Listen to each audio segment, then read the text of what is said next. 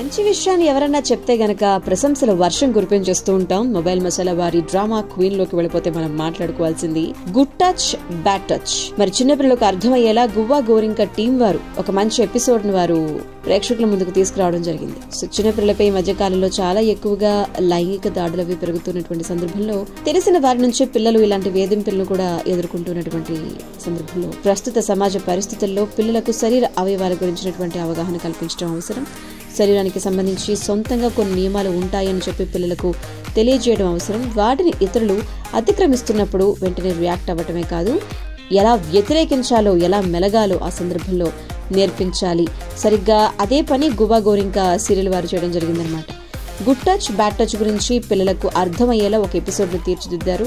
Recent గా అది telecast అవ్వటం, సోషల్ మీడియా వేదికగా ఈ టీం ఏదైతే చేశారో ఆ ఎపిసోడ్ గాను చాలా మంది అప్లాజెస్ ఇస్తూ ఉన్నారనమాట. అంటే ఒక ఎంటర్టైన్మెంట్ రంగంలో ధారావాహికలకు ప్రత్యేకమైనటువంటి స్థానం ఉండగా ఏ విషయమైనా కూడా మహిళా ప్రేక్షకులకు అవి దగ్గరగా వెళుతూ ఉంటాయి. సినిమాలతోనూ సీరియల్స్ తోనూ సందేశాలు ఇవ్వచ్చు అని చెప్పి ఈ ఎపిసోడ్ ద్వారా గువ్వా గోరింక సీరియల్ వారు చెప్పడంతో కుటుంబం అంతా కూర్చుని చూస్తున్నటువంటి సీరియల్ అందరికీ మంచి అవగాహన కల్పించినటువంటి ఈ ఎపిసోడ్ వల్ల అందరూ కూడా గువ్వా గోరింక టీమ్ ను మెచ్చుకుంటూ ఉన్నారనమాట. సో గువ్వా గోరింక 418 ఎపిసోడ్ లో గుడ్ టచ్ బ్యాడ్ టచ్ గురించి అందరూ చూస్తూ మెచ్చుకుంటున్నారు. ఒకవేళ చూడకపోతే మీరు కూడా ఒక లుక్ వేసేసుకోండి.